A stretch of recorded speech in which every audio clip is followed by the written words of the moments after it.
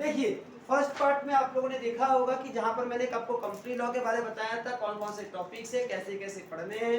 Unit 1 के अंदर मैंने आपको पूरा 6 टॉपिक आपको दिखा दिया था। अब जाके एक एक करके मैं डिटेल में पढ़ूंगा। आपको ये सारे क्लासेस जो दिखाए 6 पार्ट दिखाया गया, आपको 5 क्लासेस में तोड़ के बताया जाएगा। आज आपका फर्स्ट क्लास जिसमें कंपनी लॉ के बारे में पूरा आपको पढ़ना है। आइए जरा पढ़ते हैं, और इसका जो लिंक रहेगा आपको डिस्क्रिप्शन में मिल जाएगा। उसमें से पहले पीडीएफ डाउनलोड कर लीजिएगा, उसके बाद उसको देख के एक बार रीड करना चालू कीजिएगा। आपको अच्छी तरीके से यहाँ दूंगा, बुलेट पॉइंट लिखना चालू कीजिएगा। मैं आपको अब क्या पढ़ाने वाला हूँ, इंट्रोडक्शन।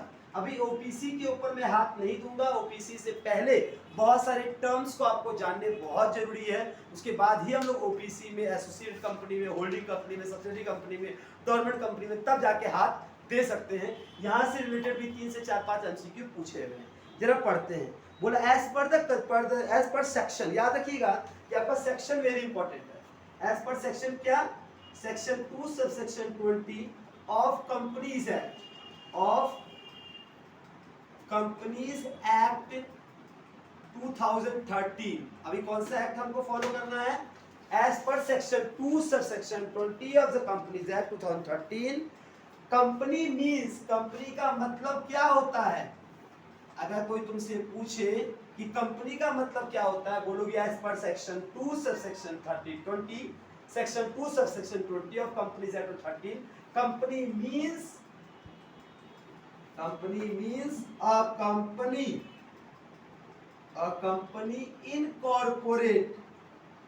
incorporated under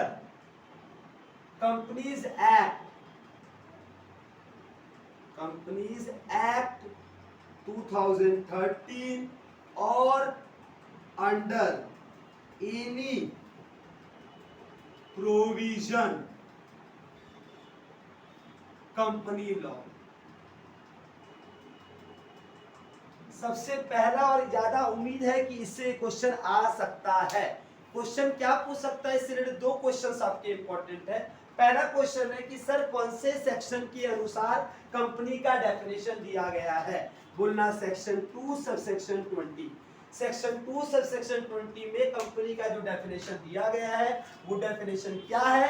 बोलना था सेक्शन 2 सबसेक्शन 20 के अनुसार कंपनीज एक्ट 2013 में companies means a company incorporate, वो कंपनी जो इनकॉर्पोरेट हुआ है। इनकॉर्पोरेट का मतलब बना है सर, कॉर्पोरेशन हुआ है, वो उसका नियम बना है, उसका चालू हुआ है अंडर कंपनीज एक्ट 2013। याद रखिएगा, कोई भी कंपनी का फॉर्मेशन कंपनीज एक्ट और कंपनीज प्रोविजन लॉ के अनुसार ही होता है, तभी वो कंपनी कहलाएगा, अदरवाइज वो कंपनी नहीं कहलाएगा। कंपनी को कंपनीज एक्ट जो हम लोग पढ़ रहे हैं कंपनी लॉ, कंपनीज एक्ट और कंपनी लॉ को फॉलो करना पड़ेगा।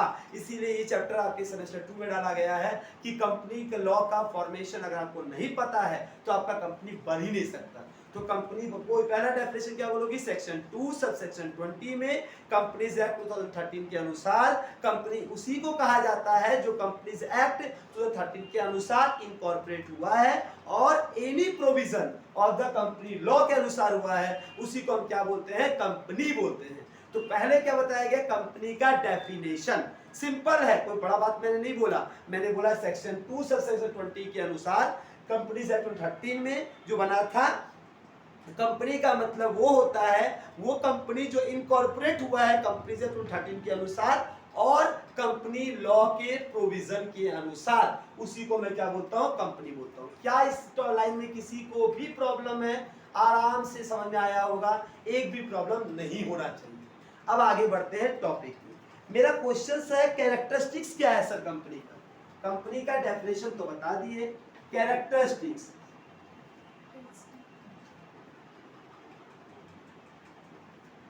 सर विशेषता क्या है। अगर तुमसे कोई पूछे सर विशेषता क्या है कंपनीज का, तो बोला जाए the main characteristics of company as following. Company की कुछ विशेषताएं होती है। ये विशेषताएं क्या क्या है। पहली विशेषता क्या है, कॉर्पोरेट पर्सनैलिटी। कॉर्पोरेट पर्सनैलिटी मैं एक्सप्लेन कर रहा हूं, इसके अंदर का टॉपिक मुंह से बोल देता हूं, आप लोगों को लिखने की दरकार नहीं है, क्योंकि आपको नई चीज का जो आपको डिस्क्रिप्शन है पूरा का पूरा डिस्क्रिप्शन लिंक में और आप लोगों को सामने हार्ड कॉपी मिल जाएगा। जस्ट अभी समझाने के ऊपर मैं खाली पॉइंट लिखवा रहा हूं जो आपको एमसीक्यू में पूछेगा। एमसीक्यू में पूरा डिस्क्रिप्शन तो पूछ नहीं सकता वो आपको, तो विशेषता में चार्ट दे देगा, बोलेगा ये है कि नहीं, बताओ कौन सा है। तो एमसीक्यू में तो यही करना है, लेकिन आपको जानने के बिना एक्सप्लेनेशन जब तक आप नहीं जानेंगे तो आप फंसेंगे। इसका मतलब क्या होता है ये पूछ सकते हैं एग्जाम में। तो सबसे पहले बोला जाए तो कंपनी क्या होता है, समझ हमको आ गया सर, ये तो एकदम समझ आ गया सर कि टॉपिक का नाम था इंट्रोडक्शन टू कंपनी। सर ये कंपनी क्या है, अगर कोई तुमसे पूछे तो बोलना सर कुछ नहीं, ये कंपनी बोला था सेक्शन 2 सब सेक्शन 20 के अनुसार कंपनीज एक्ट 2013 में तुम रजिस्टर्ड है, तुम इनकॉर्पोरेट है और तुम कंपनी लॉ प्रोविजन को मानता है तो तुम कंपनी है, अगर तुम नहीं मानता है तुम कंपनी नहीं है। सेक्शन वेरी इंपॉर्टेंट है, 3 से 4 बार पूछा हुआ है। और दूसरा बात, कंपनीज एक्ट 13 के अनुसार इनकॉर्पोरेट होना चाहिए, और दूसरा कंपनीज लॉ को मानना पड़ेगा, तभी तुम कंपनी कहलाएगा, अदरवाइज तुम कंपनी नहीं कहलाएगा। सर पहला बात है कॉर्पोरेट पर्सनैलिटी, पर्सोनैलिटी है, पर्सनैलिटी नहीं है। पर्सनैलिटी मतलब मेरा बिहेवियर होता है, पर्सोनैलिटी मतलब होता है रूल्स एंड रेगुलेशंस को फॉर्म करना, रूल्स एंड रेगुलेशन को मानना। जरा पढ़ते एक बार देखिएगा क्या लिखा हुआ है। By incorporation under the act, by incorporation under the act, the company is vested with a corporate personality quite distinct from the individual who are its member। याद रखिएगा, कॉर्पोरेट पर्सनालिटी का मतलब होता है business and businessman both are separate. ये पढ़ाए थे class 11-12 में आप लोगों को मैंने, कि सर कंपनी में ही मैंने आपको कंपनी में पढ़ा चुका है कि सर कंपनी का क्या नियम होता है। अगर मैं सोल ट्रेडर हूँ, मैं अकेला मालिक हूँ, तो अगर बिजनेस में कोई भी खपला होता है, हाँ पुलिस आएगा, मालिक का कॉलर पकड़ेगा, जेल ले जाकर डाल देगा। क्यों? क्योंकि बिजनेस में कोई भी खपला हो रहा है, कौन कर रहा है? मालिक कर रहा है, ये एज्यूम किया जाता है। लेकिन सर पार्टनरशिप बिजनेस हो तो पार्टनरशिप बिजनेस में सारे पार्टनर को जोड़ डालेगा, क्योंकि पार्टनरशिप बिजनेस ये लोग क्या है सर, ये सेपरेट एंटिटी नहीं है, they are personally liable. Owners are personally liable about any incidents और any corruption held in their organisation. But in case of company, say owner and business organization both are separate. Sir, Ranjit Tiwari and Ranjit and company both are separate entity. Ranjit and company और मैं एक दूसरे से अलग है, बस उसी separate entity को सोल ट्रेडर वहां के फॉर्म में मैंने यहाँ क्या बता दिया, कॉर्पोरेट पर्सनैलिटी। मतलब बिजनेस का अलग पर्सनैलिटी होता है। से स्कूल में आपके हेडमास्टर साइन अपना नहीं करते हैं, बैंक मैनेजर का साइन इसको थप्पा चाहिए होता है, सील्ड इसको हम बोलते हैं, कॉमन सील होता है। बस यही बोला गया है कि ये दोनों क्या एक दूसरे से अलग है। मतलब मेंबर जो कंपनी का है और कंपनी जो है वो दोनों एक आदमी नहीं है। कंपनी का आइडेंटिटी उसके खुद के लोगों से, उसके लोगो मतलब उसका सिंबल उससे होता है। बैंक में पैसा जमा करने जाते हैं, जब तक वो स्टाम्प मार के आपको नहीं देगा, बैंक का इंडियन बैंक लिखा हुआ है या कैनरा बैंक लिखा हुआ, तब तक आप पैसा रिसीव को सही मानेंगे। उसके नीचे साइन किया का कोई वैल्यू नहीं है, उस स्टाम्प का वैल्यू है। स्कूल में आप फीस जाने मांगते, स्कूल में स्टाम्प का वैल्यू, तो स्टाम्प इज कॉमन सील। तो वो इसकी business and businessman both are separate entity है। ये कौन सा पैरा कैरेक्टरिस्टिक्स कंपनी का क्या है? Corporate personality. बिजनेस का खुद का एक पर्सनैलिटी होता है, वो इंडिविजुअल से अलग होता है, इंडिविजुअल और उसमें कोई सिमिलैरिटी नहीं है। चलिए समझ में आ गया होगा कॉर्पोरेट पर्सनैलिटी। एक बार अच्छे से रीड कर लेता हूं। मैं बोला था by incorporation under the act, इस एक्ट के अनुसार कोई इनकॉर्पोरेट हो रहा है, the company is wasted with a corporate personality quite distinct from the individual who is its member. Being a separate legal entity, it bear its own name and act under the corporate name. Its assets are separate and distinct from its members। जो मैंने आपको बताया ना, company का जो assets है, company की जो प्रॉपर्टी है वो कंपनी के नाम पर है, मालिक के नाम पर नहीं। मालिक का पर्सनल जो प्रॉपर्टी है मालिक के नाम का है, कंपनी का प्रॉपर्टी कंपनी के नाम का है। तो कोई भी अगर मान लो कुछ भी प्रॉब्लम होता है, कंपनी अगर बैंकक्रप्ट होता है, कंपनी डूबता है, तो पर्सनल लाइबल नहीं है, up to the amount of paid share capital liable है। हाँ, उसके अलावा पर्सनल लाइबल नहीं है। कंपनी डूब भी जाए, अंबानी की कितनी कंपनी डूब गई है, या तो किसी बड़े कंपनी का डूब गया, तो लोग केवल उस कंपनी का लॉस का पैसा उस कंपनी से देगा, दूसरे कंपनी से पैसा लाकर देगा नहीं, कि पर्सनल लाइबल नहीं है। तुमने उस कंपनी पे लोन दिया था, मेरे ऊपर लोन नहीं दिया था। कंपनी के तुम डेटा पे लोन देती हो, इंसान पे लोन नहीं। तो कंपनी डूबा, तुम्हारा लोन डूब गया, उसका क्रेडिटर बैड डेट हो जाएंगे, उसके डेटर का वो दिवालिया निकल जाएगा, लेकिन उसको उससे कोई मतलब नहीं है, क्योंकि हम क्या है, पर्सनल लायबल नहीं है।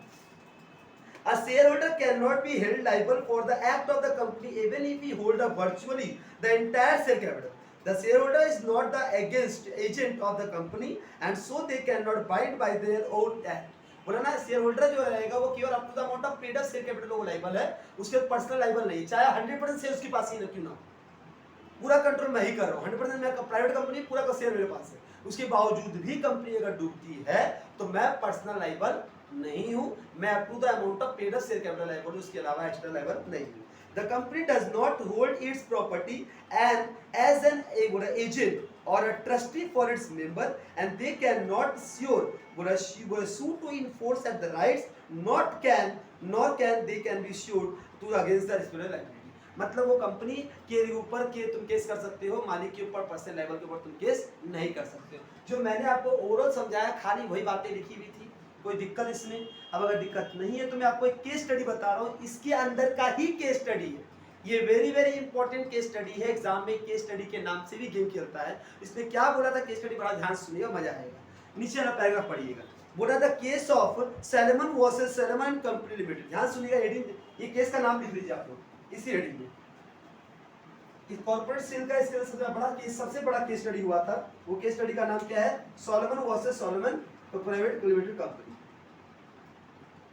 ये सैलमन कौन है बेटा, ये ओनर है, सैलमन वर्सेस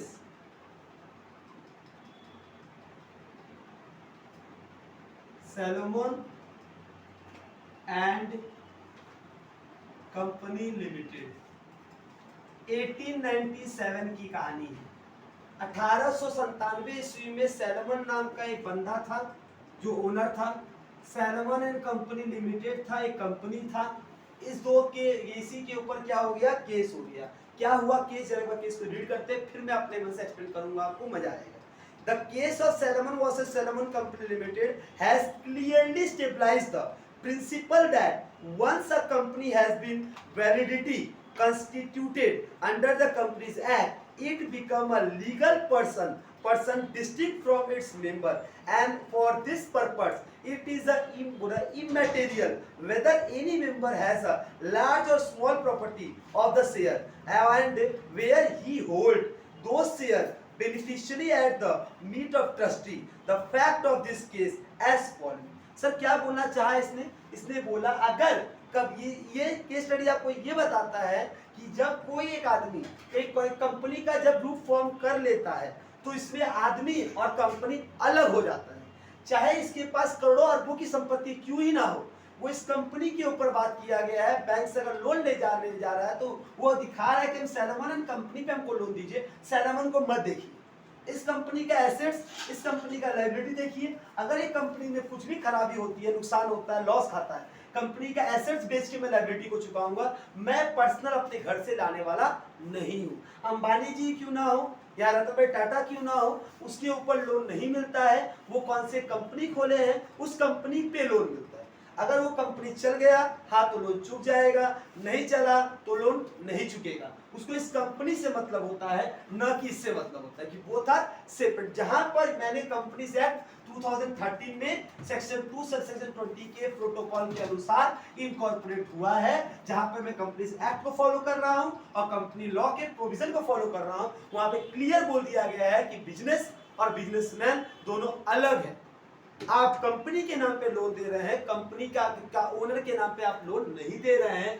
यही केस का लॉ 1897 में केस हुआ था, जहां पर कोर्ट में केस गया और कोर्ट के जज ने क्या बोला, उसने बोला कि सर मैं सैलमन हूं, ये मेरी कंपनी सैलमन लिमिटेड है, इस कंपनी के ऊपर जितने एसेट्स थे, लायबिलिटी थी, इस कंपनी के नाम पर मैंने लोन लिया था, ये कंपनी का लोन होने का प्रोजेक्ट फेल हो गया, लॉस कंपनी खा गई, तो इसके जितने भी क्रेडिटर हो मुझसे पैसा मांग रहे कि तुम मालिक हो, तुम मुझे दो, तुम अरबों खरबों खुमार है, मेरे पास अरबों क्या लाखों करोड़ जितने रुपए हो, मेरे को उससे मतलब नहीं होना चाहिए आपको, क्योंकि मैं कितने के लायबल हूं, मैं केवल up to the amount of paid up share capital, मेरा जितना इसमें कैपिटल होना चाहिए था मैं उतना का ही लायबल हूं, इसके बाद मेरा कुछ नहीं है। अगर मैं अनपेड शेयर होता, अगर एक शेयर का दाम मान लो 10 रुपया है और मेरे पास 50% शेयर है, हाँ तो 50 लाख रुपीस तक मैं लायबिलिटी हूँ, तो 50 लाख तक मैं दे दूंगा। उसके आगे सर मैं 40 लाख दिया, 10 लाख देना बाकी, 10 लाख में और दे दूंगा बस।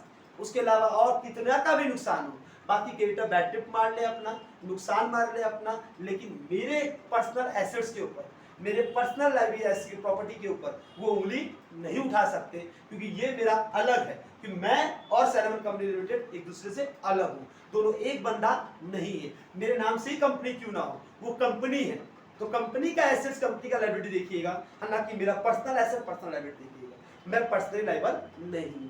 ये केस स्टडी समझ में आपको आया? यहाँ पर क्या बताया था, कॉर्पोरेट पर्सनालिटी का मतलब कि सर जहां मैंने कंपनी का एक रूप ले लिया, जहां मैंने अपने रंजित क्लासेस को कन्वर्ट करके रंजित एंड कंपनी बना दिया, तो रंजित एंड कंपनी की में जितने स्टूडेंट्स आते हैं, रंजित एंड कंपनी का जो ब्रांचेस है, रंजित एंड कंपनी के जितने क्लासेस चल रहे हैं, उन सारे क्लासेस जो रिवेन्यू आते हैं वो रंजित एंड कंपनी का है, वो रंजित का नहीं है। रंजित उसमें से अपना ओनरशिप लेता है।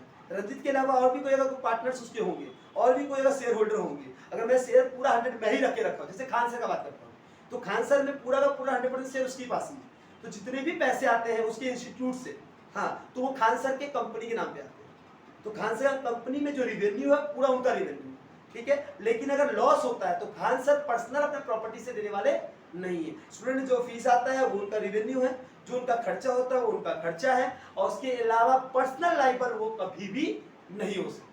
मैं बस यही समझाना चाहा, इस केस स्टडी के पहले के केस में मालिकों को कॉलर पकड़ा जाता था, कोर्ट केस में खसड़ा जाता था, अब ऐसा कभी नहीं होता, क्योंकि कंपनी खोल दिया गया है, इसीलिए लोग कंपनी खोलते हैं, ना कि सोल बड़े बिजनेस खोलते हैं, ना तो पार्टनरशिप खोलते हैं। पार्टनरशिप और सोल बड़े बिजनेस तुम्हारा घर में आके तुम्हारा कर्जा तुमसे पैसा मांगेगा, हाँ कि मेरा पैसा तुम निकाल दे, क्योंकि तुम पर्सनल लायबल हो। लेकिन कंपनी के केस में तुम कंपनी के दरवाजे के आगे तुम धरना लगाओगे, मेरे घर के आगे धरना नहीं कर सकते। कोई अगर लेबर को प्रॉब्लम है तो मालिक के घर के आगे धरना कभी नहीं लगा सकता, कि मालिक का घर, मालिक का ऑफिस ये अलग है। जब मैं मालिक के ऑफिस बैठूंगा तब मैं ओनर हूँ, जब मैं ऑफिस से निकल जाऊँ तो मैं कुछ नहीं हूँ, क्योंकि मैं और कंपनी दूसरे से अलग है। मेरा आइडेंटिटी रंजित तिवारी के नाम से है, मैं रंजित तिवारी हूँ, और रंजित एंड कंपनी कब है, जब मैं क्लास में आया, पेन पकड़ा, चौक पकड़ा, व्हाइट बोर्ड में लिख रहा हूँ, ये मेरी कंपनी, तो ये मेरी कंपनी है। तो यहाँ से लोगों को प्रॉब्लम होगा तो क्लियर करेंगे, मेरे घर के आगे आप कुछ नहीं कर सकते, कि पर्सनल लाइफ में नहीं। अब समझ में आया? यहाँ तक कोई दिक्कत है? क्लियर हुआ होगा? 2 मिनट रुकिएगा, फिर मैं आगे इसके आगे टॉपिक नीचे वाली बाकी बात। चलिए अब आगे का केस स्टडी में आगे अमाउंट के ऊपर गेम खेलना जरा पड़े। Salomon had for some year carried on a prosperous business as a leather merchant and at a boot manufacturer। किसकी कंपनी है बेटा ये जो कंपनी थी वो लेदर मर्चेंट था, चमड़ा उद्योग था, एंड बूट मर्चेंट मैन्युफैक्चरर, जूता बनाने वाली कंपनी थी और लेदर बनाने वाला सामान, मतलब चमड़ा का सामान बनाता था और गुड़ बनाता था, ये कंपनी थी, ठीक है। He form a limited company for consisting of himself, देखो इसने क्या किया, अपनी कंपनी को एक लिमिटेड कंपनी बना दिया, ठीक है, जिसमें उसका ओनर कौन कौन है, खुद है, उसकी पत्नी है, उसके डॉटर है, और उसका 4 सन है, उसकी बेटी और उसके 4 बच्चे और उसकी वाइफ और वो खुद, हाँ as a share holder, all of whom subscribe of 1 share each, सबने एक शेयर लेके रखा है, so that the actual cash paid of capital is $7। Salmon sold his business, उसने अपना बिजनेस बेच दिया, which is perfectly solvent at the time, जब उसने अपना शेयर जब बेचा, हाँ बिजनेस जब बेचा तब उस कंपनी सॉल्वेंट थी, कंपनी में कोई उधार नहीं था, कोई कर्जा नहीं था, जितना एसेट था उससे कम ही लायबिलिटी थी, कंपनी और डू ओवर कंडीशन नहीं था। To the company for the sum of rupees dollar of 38,782, उस समय उसका वैल्यूएशन हो गया था, बढ़ गया था, इतना बेच दिया। The company's nominal capital was $40,000, as in 1 share, एक शेयर बदले $40,000 उसको मिला, ठीक है, उसका कंपनी का नॉमिनल कैपिटल इतना था। In part of the payment of purchase money for a business sold to the company, debentures of the amount of ₹10,000 secured by the floating charge of the company's assets were issued at Salmon was also applied for the receipt of the allotment of 20,000 in 1 full paid up share। उसने क्या बोला, इस 40,000 का जो share मैंने आपको बेच रहा हूँ, उससे मेरा जो 10,000 अभी शेयर पैसा देना बाकी है आपको, वो मुझे डिवेंचर करनी होगी, सिक्योर्ड डिवेंचर। 2 डिवेंचर होते हैं, तो सिक्योर्ड और अनसिक्योर्ड। सिक्योर्ड का मतलब होता है कि मान लीजिए मैंने आपको उधार दिया, मैंने बोला कि मुझे पैसे तो बाद में देना, तो मैं पहले बोल दूंगा भैया याद रखना अगर पैसा नहीं दे पाई तो ये एसेट्स मेरा, ये 10,000 का नहीं है, ये 50 लाख का है, लेकिन मैंने इसके बाद सिक्योरिटी ले लिया, तो ये एसेट में लेके घर चल जाऊंगा। जब कभी भी बिजनेस खराब होगा तो इस एसेट को अगर तुम बेचोगी, जितना भी पैसा मिलेगा उसमें से 10,000 तुम पहले मेरे को चुकाओगी, बाकी किसी का कर्जा चुकाओगी, क्योंकि मैं क्या होगा सिक्योर था। मैंने अपना कर्जा को तुम पर ना देकर, तुम्हारी पूरी कंपनी जनरल में ना देकर, अनसिक्योर्ड ना होकर मैंने एक सामान को पकड़ लिया कि अगर कंपनी बिका, एसेट्स बेचा गया, तो इस एसेट्स को बेच के जो पैसा मिलेगा वो पहले तो मेरा कर्ज होगी। मैंने पहले बताया था बच्चा बहुत बड़ा कंफ्यूजिंग होता है, बच्चा ये बोलते थे, ये बहुत बच्चे से मुझे निकला हुआ वो सर एक बार क्लियर, कोई भी सर क्लियर पढ़ाते हैं, लेकिन आप लोग उसका मिसअंडरस्टैंडिंग करते हैं लॉ के केस में। सर ने ये बात बोला है, कोई भी सर ने यही बात बोला होगा, अगर वो एसेट्स के ऊपर मैं सिक्योर रखा हूं, मतलब कि अगर एसेट बिकता है तो उसका जो मार्केट का वैल्यू होगा वो पूरा पैसा कंपनी के हाथ में आएगा, उसमें से मेरे को मेरा जो कर्जा है, मेरा पैसा विथ मेरा इंटरेस्ट, उतना पहले तुम मेरे को दोगी, बाकी पैसा किसी और को चुकाओगी। वो एसेट्स मैं नहीं ले जा सकता, 10,000 के बदले 50 लाख का मान दोगी तुम मेरे को, वो तो हम सिक्योर हो, भयंकर सिक्योर हो गया, फिर तो हम तो प्रॉफिट कमाने लगा। कंपनी कभी आपको पूरा एसेट्स नहीं देगी, वो एसेट बिकेगा, जो मार्केट वैल्यू आएगा उसमें से पहले मुझे दिया जाएगा, बाकी किसी को दिया, इसको बोलते हैं सिक्योर्ड लाइन। तो डिबेंचर इज अ सिक्योर्ड, इसने अपने केस को सिक्योर कर लिया था। The remaining amount of $8,782 आज paid in the Salomon cash, बाकी जो था 8,700 रुपया क्या कर दिया उसने कैश में दे दिया, कोई दिक्कत। फिर बोला Salomon was in the managing director and two of his son were other director। Salomon खुद वो मैनेजिंग डायरेक्टर था और उसका दो बेटा था, वो भी इसका कंपनी में डायरेक्टर था। The companies soon run into the differentiated difficulties and a debenture holder appointed are received and the company want to went into the liquidation। अब क्या हुआ, सब इसने पूरा सिक्योर कर लिया था उन चीजों को, अचानक में कंपनी इसलिए खराब हो गई, कंपनी बैंकक्रप्ट होना चालू कर दिया, कंपनी लिक्विडेशन का स्टेट में आ गई, कंपनी बंद होने के केस में आ गई। तो इस केस में क्या हुआ sir, the total asset of the company was 6050, पूरा एसेट्स को बेच दिया गया, $6,050 में हुआ। द लायबिलिटी था $10 का जो सिक्योर था ना debenture holder, 8,000 owing by the unsecure जो था total creditor who claim for the whole of the amount, asset 6050, ठीक है। On the ground of the company was merge mayor agent of the Salomon and there was entitled to the payment of the debt in the prior to debenture. इसने बाकी बाहर वाला जो share of debenture holder था 8,000 का, उसने बोला कि नहीं तुम पहले 6050 आया ना, पहले मेरा बाहर वाले को चुकाओ। वो जो डिबेंचर वाले को बोला सिक्योर बोला, तो खुद मालिक का ही है, मालिक अपने को डिबेंचर वाला बैठी है, ऐसे तो हो नहीं सकता। लेकिन कंपनी क्या बोला गया, कंपनी पहले बोलता है कि चाहे मालिक हो चाहे कोई हो, अगर कि मालिक और कंपनी अलग है, मालिक ने अपना कैपिटल बोल के कंपनी में नहीं दिया था, मालिक ने बोला था कि मैं आपको पैसा, कंपनी पैसा दूंगा, हाँ तो मुझे ये डिवेंचर चाहिए, मैं डिवेंचर दूंगा आपको $10,000 का, तो उसके बदले मुझे ये सिक्योर चाहिए। वो बिकेगा तो पहले 10,000 इसका दिया जाएगा, फिर बाकी जो बचेगा कितना पैसा सर, तो इसमें से पहले क्या नाम 6,000 ही है, 10,000 को देना बोला, तो पूरा पैसा उसको डिवेंचर को देना पड़ेगा, तो क्रेडिटर को अनसिक्योर को मिलने वाला नहीं, सिक्योर डिवेंचर को पहले दोगी फिर अनसिक्योर को रखा, लेकिन सिक्योर को भी तो पूरा मिल नहीं पाएगा, क्योंकि 6,000 रुपया एसेट बेच के आया, तो पूरा का पूरा किसको दिया जाएगा, डिवेंचर को दिया जाएगा। इसमें प्रोपोर्शनल का बात किया जा सकता है। पूरा द ट्रायल जज, जो जज था, and the appellate court agree with the continuation and the disease against the Salomon। The High Court disagreed with the lower court, repudiated this the continuation and accept the appeal and reverse the order of the appellate court। जो इसका नाम supreme court का जो higher court था ना, वो lower court के order को कैंसिल किया, लोअर कोर्ट ऑर्डर दिया नहीं इसको दे दिया जाए, हाँ उसको कैंसिल किया बोला नहीं, हायर कोर्ट ने क्या ऑर्डर दिया उसको दिएगा। The House of the Lord held that and on registration the company come into the existence and attain the maturity of his birth, there is a no period of minority, no intervention of incapabilities, it has its own existence or the personality separate and distinct from its member, and the result shareholder cannot be held liable for the act even those he hold the virtually the entire share of the capital, those the case of stabilizing the legality of what is known as one man company. The case also recognizes as the subscribed do not have the independent on a strategy of the one another. In the case of left versus live and arrived the limited, एक और case study आया था आपके ऊपर, ये case study क्या था देखिएगा, ये केस स्टडी समझ आ गया ना आपको, इस केस स्टडी में कोई दिक्कत किसी को। एक केस स्टडी और था, ये था Lee versus Lee's air farming limited 1961 में। केस स्टडी का खाली नाम याद रख लेना।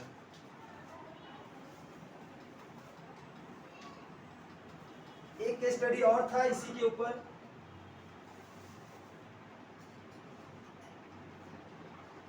कलकत्ता हाई कोर्ट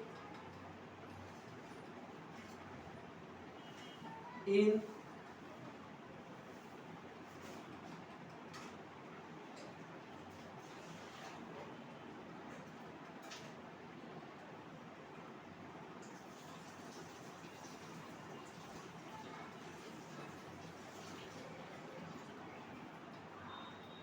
बोलिए, यहाँ तक कोई दिक्कत है? बस ये 3 केस स्टडी है। एक बार इस 3 केस स्टडी को मैं आपको दे दिया पीडीएफ, अच्छे से पढ़िएगा। बात तीनों केस स्टडी में एक ही बात बोला है कि क्या सर, कि जो कॉर्पोरेट पर्सनालिटी के बारे में रिलेटेड 3 केस स्टडी आपको दी। ये केस स्टडी का नाम, डेट आपको बहुत बार पूछा हुआ है। तो इस केस स्टडी क्या बताया गया, इसका भी ऑपोजिशन हो सकता है। सेपरेट एंटिटी होने के बावजूद भी इसमें अलग अलग लीगैलिटी आपको हो सकती है। यहाँ पर मालिक पर्सनल लायबल हो सकता है कि मालिक की, क्योंकि इसने अपने को रिक्रिएशन जिस जगह से किया है वहाँ पर सेपरेट एंटिटी का चीज़ों को हम हटा सकते हैं। कॉर्पोरेट एविल का पार्ट जो होता है वो चीज़ हट जाता है और मालिक लायबल हो जाता है। तो ये 3 केस स्टडी याद रखिए। पॉइंट नंबर 2 क्या है, लाइबिलिटी। यहाँ तो पहले बता लीजिए पॉइंट नंबर 2 क्या बताया जाएगा आपको, लाइबिलिटी क्या होती है।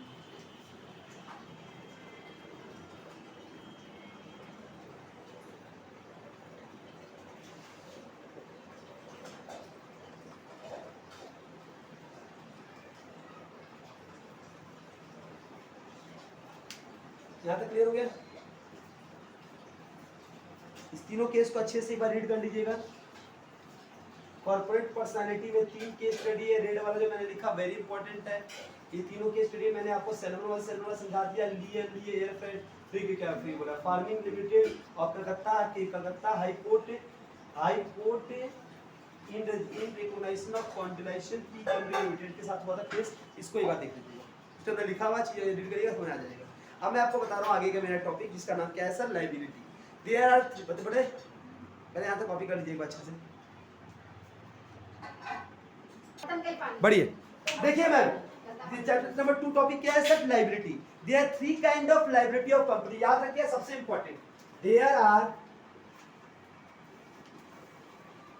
3 kinds of liabilities. Liabilities 3 type का होता है। पहला होता है लायबिलिटी बाय शेयर, सबसे इंपॉर्टेंट, ये एमसीक्यू हर साल आता है।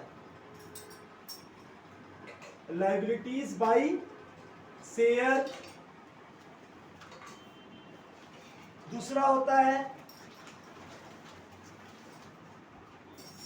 Liability by guarantee.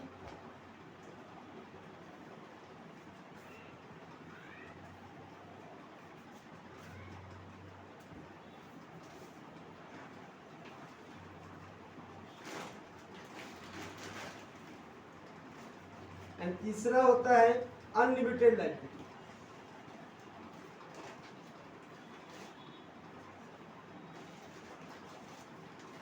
There are 3 types of liability. Sir liability का मतलब क्या होता है? अगर मैं बात करूं सर लायबिलिटी के बारे में, मतलब दायित्व। सर यहां सुनिएगा, कंपनी के केस में सर कंपनी का लायबिलिटी होता है। लायबिलिटी मतलब चुकाना, दायित्व उसको बोलते हैं। एसेट्स लायबिलिटी पढ़ते हैं ना, एसेट मतलब संपत्ति, लायबिलिटी मतलब मेरा दायित्व कितना है। सर लायबिलिटी 3 तरीके का लायबिलिटी होता है। अगर पहले कंफर्म पूछना कंपनी में, कभी भी किसी कंपनी का कॉर्पोरेशन कर रही हो तो तुमको ये पता होना पड़ेगा, तुम शेयर होल्डर हो, अगर तुम मालिक हो, तुम्हारी लायबिलिटी कैसी है। तो 3 तरीके होता है liability by share. Liability by share का ही सारा केस होता है। सारा केस क्या होता है, लायबिलिटी बाय शेयर का होता है। 90% जो कंपनी होती है, 90 के 99% पकड़ लो, जो कंपनी होती है वो कौन सी कंपनी होती है, लिमिटेड बाय शेयर। कंपनी का मालिक बोलता है भैया अगर हम कंपनी का मालिक है तो मैं अगर 50,000 शेयर लेकर रखा हूँ, एक शेयर का दाम अगर 1,000 रुपया है तो 50,000 इंटू 1,000 करके 50 लाख रुपया का मेरा लायबिलिटी। 50 लाख मैं चुकाऊंगा, 50,000 शेयर लेकर बैठ जाऊंगा कंपनी में। जब डिविडेंड मिलेगा 50,000 हमको मिलेगा। अगर मान लो कंपनी डूब भी जाती है तो मेरा 50,000 इंटू 1,000 रुपया मेरा डूबेगा। इसके अलावा पर्सनल मेरा घर से एक फ्रिज का भी तुम बर्फ नहीं खा सकती, कि वो भी मैं तुमको नहीं दूंगा। मेरा लायबिलिटी कितने का है, तो नंबर ऑफ शेयर्स इनटू क्या value, face value of shares, मतलब nominal value market value of share, बस उतना ही रुपया मुझे कंपनी को देना है। मेरा कंपनी का लायबिलिटी केवल number of shares into face value of share, केवल इतना ही होगा, उसको बोलते हैं लिमिटेड बाय शेयर्स। मैं मालिक की कितना की लायबिलिटी हूँ, केवल शेयर के। दूसरा होता है लिमिटेड बाय गारंटी। किसी किसी केस में पार्टनरशिप में आप लोगों ने पढ़ाया था, आपको बताया होगा मैंने आपको, मैंने ये बताया था आप लोगों को कि मान लो हम 5 मिला के कंपनी चला रहे हैं, इसलिए से मैं एक बंदा हूँ जो मैं बोलता हूँ मैं रिस्क नहीं लूंगा, मेरे को बस अपना दाल रोटी चाहिए, हम ये खोलने का, ये करने का, इतना खर्चे का, उतने खर्चे का, आएगा नहीं आएगा, बड़ा रिस्क है, हमको बिजनेस नहीं करना, हम सारी जो सर्विस कर रहा है करूँगा। लेकिन एक बंदा बोलता है नहीं, मैं रिस्क लेता हूँ, टेंशन मत लीजिए, आपको महीने का 50,000 कम से कम मैं दिला दूंगा, 50,000 है तो मेरा काम चल जाएगा। लेकिन तुम जानते हो, तुम ये तो उधर विजन, तुम अच्छा विजन देख रही हो, तुम ये देख रही हो कि आराम से लाख 2 लाख आ जाएगा, उतना हमको दिख रहा है। हाँ, तो तुमने मुझे गारंटी दिया, तुमने मुझे इंश्योर किया कि इतना तो आपको कम से कम मिलेगा। मैं पार्टनरशिप समझा रहा हूँ, कंपनी का कोई बात नहीं कर रहा हूँ, मैं आपको गारंटी मेरा समझा दे रहा हूँ अच्छे से। तो मैंने 50 का बात कर दिया, अगर मान लो कंपनी में 80,000 प्रॉफिट आता है, तो 80,000 मेरा तोड़ेगा तो मेरे को मिलेगा, तुमको मिलेगा, तुझको मिलेगा। 50 से ज्यादा आया तो जितना आया वो पूरा मेरे को मिलेगा, वो मेरे से काटेंगे नहीं। लेकिन 50 से जहां कम आया, तो भैया मेरे को 50 का तो वादा की थी, तो ये अपना हिस्सा में से, हाँ, जो जितना कम होगा 50 से मेरे को देगा, मेरा 50 पूरा करेगा, उसके बाद का पैसा अपना तो बांटेगा, तो बोलते गारंटी। तो ये गारंटी किसको दिया जाता है, जो एक बंदा जिससे कंपनी चल रहा है, उसके बिना कंपनी चल ही नहीं सकता, उसको रखने के लिए मैं उसको गारंटी कर देता हूँ। तो यहाँ पर लिमिटेड बाय गारंटी का मतलब होता है, कंपनी केस में आ जाता हूँ, तो लिमिटेड बाय गारंटी का मतलब होता है कि उसने तुमको एक गारंटी दिया था, मैंने को गारंटी दिया था कि कंपनी अगर डूबती है तो मैं आपको 10 लाख दे दूंगा। मेरा जो शेयर कैपिटल था, शेयर के हिसाब से था, वो अलग हो गया। अब मैं बोल रहा हूँ कंपनी अगर डूबेगी तो मैं 10 लाख का आपको मदद कर सकता हूँ, तो मैं 10 लाख का अगर मैं बोल चुका हूँ और लिख चुका हूँ, साइन हो चुका है, सील्ड हो चुका, आरओसी के पास चला गया, तब जब कंपनी लिक्विडेशन होती है तो मेरा लायबिलिटी कितने का हो जाएगा, गारंटी जितना मैंने आपको दिया था उतना का ही। और अनलिमिटेड लायबिलिटी का मतलब ये तो केस ही खत्म है, ऐसा केस कभी जिंदगी में कोई कराता नहीं है कि कंपनी भैया इसके उधर जितना नुकसान होगा, जो होगा सबका चुका दूंगा मैं, टेंशन मत, किसी का पैसा करना छोड़ूंगा। तो ये अनलिमिटेड लायबिलिटी, अरबों का नुकसान तो अरबों रुपया हम ला के देगा, घर बेच के ला देगा, बीवी बेच के बेचे, जो करके करे, लेकिन लाकर हमको कंपनी को देना होगा, क्योंकि हम कौन सा लायबिलिटी है, अनलिमिटेड। ये केस बहुत ही कम होता है, कंपनी केस में ऐसा माना नहीं जाता, लेकिन ये है, ये टाइप्स में है। तो आपको याद रखना पड़ेगा तीनों का मतलब समझ में आया आप लोग को। हम रीड करने वाला काम नहीं करवा रहा हूँ, वो अपना रीड कीजिएगा, पीडीएफ पूरा लिंक में डाल देगा, अच्छे से पूरा प्रिंट आउट करा के अच्छे से याद कर लीजिएगा, कोई दिक्कत नहीं होगा। जस्ट मैं बोला था लिमिटेड बाय शेयर का मतलब जितना शेयर तुम्हारे पास है तुम उतने का लायबिलिटी है। लिमिटेड बाय गारंटी का मतलब तुमने जितना गारंटी दिया है कि मैं इतना दे दूंगा आपको, उतना का लायबिलिटी है। अनलिमिटेड लायबिलिटी मतलब जितने का नुकसान होगा मैं सब कुछ चुका दूंगा, उसका टेंशन आप मत लीजिए। क्या आपको समझ में आया? कि समझने में थोड़ी सी भी दिक्कत कहीं है तो बता दीजिए। मेरे हिसाब से यहाँ तक समझ में आ गया होगा। एक बार यहाँ तक अच्छी रीड कर लीजिए, कोई दिक्कत हो बोलिएगा, फिर मैं आगे पॉइंट नंबर 3 में बढ़ता हूँ।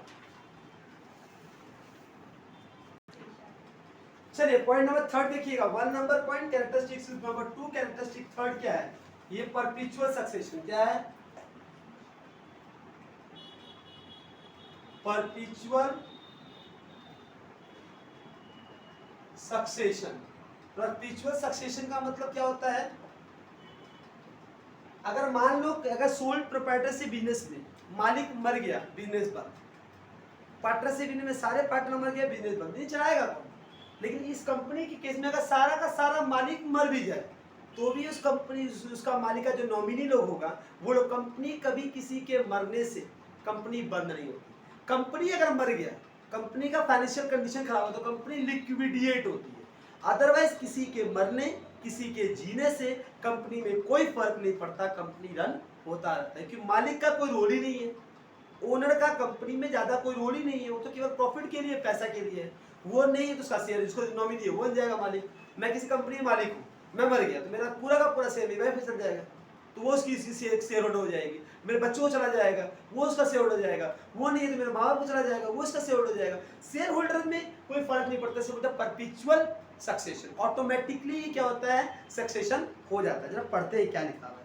बोला गया मेंबर्स में कम एंड मेंबर्स में go but the company goes on forever. कितना प्यारा लिखा है, मेंबर आएगा मेंबर जाएगा, लेकिन कंपनी चलता रहेगा चलता रहेगा चलता रहेगा।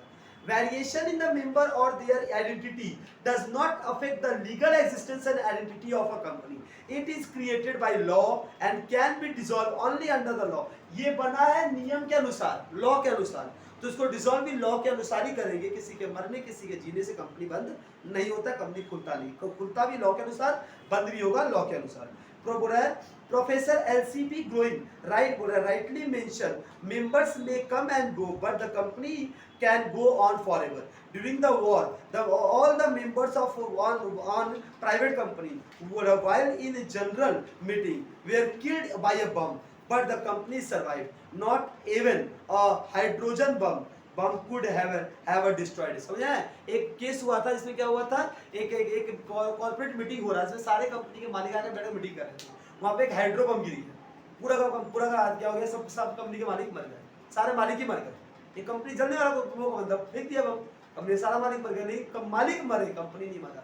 कंपनी जब एक हाइड्रोजन बम से कंपनी बंद नहीं हो सकता तो कंपनी कभी बंद नहीं हो सकता। कितना अच्छा एग्जाम्पल दिया, मतलब सीधा जवाब है, माथा फोड़ाफोड़ी नहीं है। कंपनी का सारा मालिक भी मर जाए, एक नहीं सारा मालिक मर जाए, उसके बावजूद भी कंपनी बंद नहीं होती। कंपनी क्रिएट कैसे हुआ है, मालिक से नहीं हुआ है, कंपनी क्रिएट लॉ से हुआ है। सेक्शन 2 सेक्शन 22 के अनुसार, 20 के अनुसार, 22 नहीं, सेक्शन 2 सेक्शन 20 के अनुसार कंपनीज एक्ट 30 में बताया गया कंपनी क्या होता है। कंपनी जो कॉर्पोरेट हुआ है कंपनीज एक्ट और प्रोविजन ऑफ कंपनी लॉ, उसको हम कंपनीज बोलते हैं। जब वो एक्ट ऑफ क्रिएट कंपनी द्वारा हुआ है तो वो डिसॉल्व भी कैसे होगा, लॉ के अनुसार होगा, कंपनी लॉ के अनुसार होगा। वो किसी के मरने किसी के जीने से कंपनी बंद होने वाला नहीं है। ये बहुत ही आसान टॉपिक था, समझ आराम से आ गया होगा। मैंने आपको कैरेक्टरिस्टिक 1 बताया कॉर्पोरेट पर्सनालिटी, 2 बताया लायबिलिटी, तीसरा बताया आपको परपेचुअल सक्सेशन। कोई दिक्कत? Number 4 transfer of share. Transfer of shares, अगर मैं प्राइवेट कंपनी हूं तो अपना शेयर मैं पब्लिक में ट्रांसफर नहीं कर सकता, लेकिन अगर मैं पब्लिक लिमिटेड कंपनी हूं तो मैं अपना शेयर को इजीली पब्लिक को ट्रांसफर कर सकता हूं, शेयर मार्केट में बेचता हूं, कोई और शेयर बेच सकता है। याद रखना, आरओसी के पास जाकर अपना नाम खाली चेंज करना पड़ेगा और कुछ भी नहीं लगेगा। सिंपल बात है सर, ट्रांसफरेबिलिटी ऑफ शेयर हो सकता है, अगर प्राइवेट कंपनी है तो नहीं, वो तुमको कंपनी को देना पड़, सरेंडर करना पड़ेगा। लेकिन पब्लिक कंपनी लिमिटेड कंपनी है तो तुम सब पब्लिक को शेयर कर सकते हैं। मैं अपना शेयर तुमको देना चाहता हूँ, मैं तुमको दे दूंगा, तुम्हें पैसा ले लूंगा और आरओसी जाकर अपना दिखा दूंगा, मैं एक्साइज कर दूंगा, पावर ऑफ अटर्नी तुमको दे दिया, एनओसी दे दिया, नॉन ऑब्जेक्शन सर्टिफिकेट, बस तुम शेयर मांगे, आपसे जो भी डिविडेंड आएगा तुम्हारे नाम पर आएगा। पढ़ते हैं sir, the share are said to be movable property and the subject to certain condition, freely transferable, so that no shareholder is permanently or necessarily binding to a company. In case of private company, there is certain restriction on transferability of share as per the article of association, where the share can be transferred only to a friend, relative and acquisition. याद रखना बेटा, एक्विरी अपने friend को, अपने relative को दे सकता है, public को नहीं दे सकता, पब्लिक को नहीं दे सकता। In case of public company, share are freely transferred without any restriction. Every member owing fine fully paid up share is liability to dispose them of according to his choice, but subject to the article of a company. Any absolute restriction of the right to be the transfer share is void. Further as a no, वही मैंने बताया ना, public limited company में नहीं कर सकते, private तुमको कर सकती है, कोई दिक्कत? चलिए नीचे आते हैं, क्या है separate personality.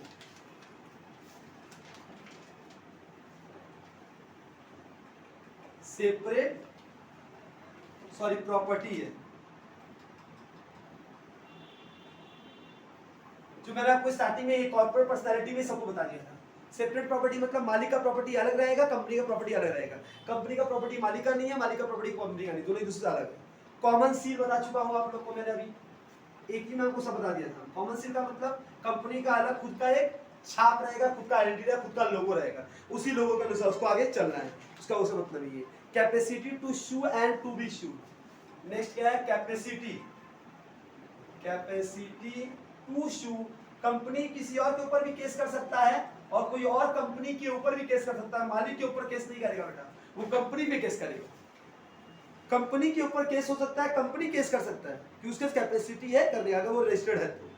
Company is not a citizen, company एक कॉर्पोरेट पर्सनैलिटी है, ये आर्टिकल जुडिशियल पर्सन है, ये कोई एक सिटीजन नहीं है। कंपनी कोई सिटीजन के अंदर नहीं आता। Company has a nationality and residence, company का नेशनैलिटी होता है कि किस देश का है वो, और एक रेसिडेंस होता है कि इसका मेन हेड ऑफिस कहाँ है। कंपनी का हमको क्या जाना पड़ता है बेटा, मेन हेड ऑफिस। तो क्या बोला था next point, company has nationality and residence।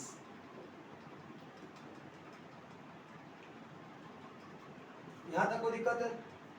Company का खुद का क्या होता है, नेशनैलिटी होता है, खुद का एक रेसिडेंस होता है। नेशनैलिटी का मतलब वो किस देश का है, क्या चीज का है, और रेसिडेंस का मतलब वो कहाँ का रहने वाला है। ये वाला कंपनी का होना मैंडेटरी है। यहां तक कोई दिक्कत है? यहां तक श्योर है? सेपरेट मैनेजमेंट क्या है,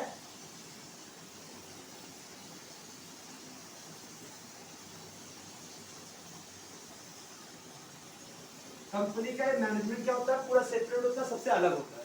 ठीक है, फिर होता है वॉलेंटरी एसोसिएशन फॉर प्रॉफिट। सुनिए सर, वॉलेंटरी का मतलब होता है अपनी इच्छा अनुसार, इच्छा अनुसार मतलब कंपनी का जो भी एसोसिएशन होता है, मिलके जो काम करता है, वो अपनी इच्छा से करता है फॉर प्रॉफिट, प्रॉफिट के लिए, प्रॉफिट के लिए अपने इच्छा अनुसार काम करता है। सेपरेट मैनेजमेंट, ये दोनों अलग मैनेजमेंट पूरा करने से आता है। Company as a nationality residence होता है, कंपनी का खुद का एक कोई सिटीजन नहीं होता, कंपनी कुछ इशू कर सकता है, कंपनी के ऊपर भी इशू हो सकता है, कंपनी का कॉमन सील होता है, कंपनी का सेपरेट प्रॉपर्टी होता है, ट्रांसफर ऑफ शेयर होता है। ये सब में कोई दिक्कत है तो हमसे पूछिए, दिक्कत नहीं है तो हम आज का टॉपिक यही आज खत्म करते हैं। यहाँ तक का टॉपिक जो था मैंने आपको क्या बताया, कंपनी क्या है और कंपनी की विशेषताएं क्या है। क्या इसको समझने में कोई भी प्रॉब्लम, कोई भी हेडिंग है तो पहले अभी क्लियर कर लीजिए, फिर मैं आगे बताऊंगा।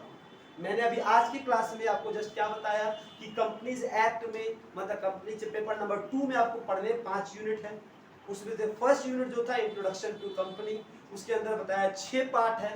उसमें से पहला पार्ट का पहला क्लास का पहला टॉपिक कंपनी क्या है, तो मैंने आपको बताया सेक्शन 2 सबसेक्शन 20 के अनुसार कंपनी क्या होता है बेटा, जो कंपनी 2013 के अनुसार इनकॉर्पोरेट होता है और कंपनी का provision of company law follow करता है, उसको हम कंपनी बोलते हैं। कंपनी की विशेषताएं क्या क्या होती है, फिर मैंने आपको कंपनी की 11 विशेषताएं बता दी है। वो सारे विशेषताओं में से याद रखिएगा, पेपर में एमसीक्यू अगर देगा तो कौन कौन सी विशेषताएं आपने पढ़े हैं, अगर वो रहा तो उसको बोलना यस, और ऑल ऑफ दिस अगर होगा तो ऑल लगा देना। उसमें से कुछ विशेषता जो गलत दिया रहेगा तो उसको हटा देना। एग्जांपल में क्या करेगा वो, वॉलंटरी के जो लिख दिया इनवॉलंटरी एसोसिएशन प्रॉपर, क्या ये है, नहीं, ये वॉलंटरी होता है।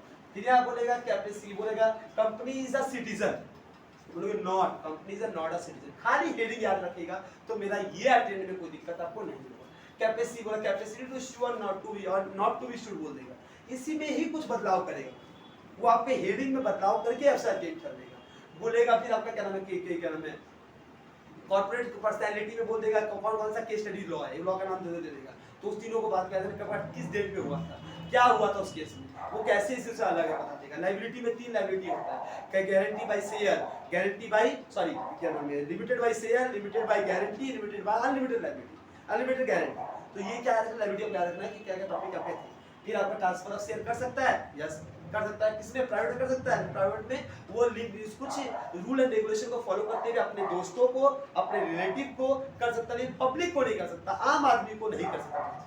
वो अपने खुद के जान पहचान को करना चाहे तो कर सकता है, लेकिन दूसरे को चेंज नहीं कर सकता। अच्छा, सेपरेट प्रॉपर्टी होता है सर, हाँ, बिजनेस में बिजनेसमैन और बिजनेस का प्रॉपर्टी एक दूसरे से सेपरेट होता है।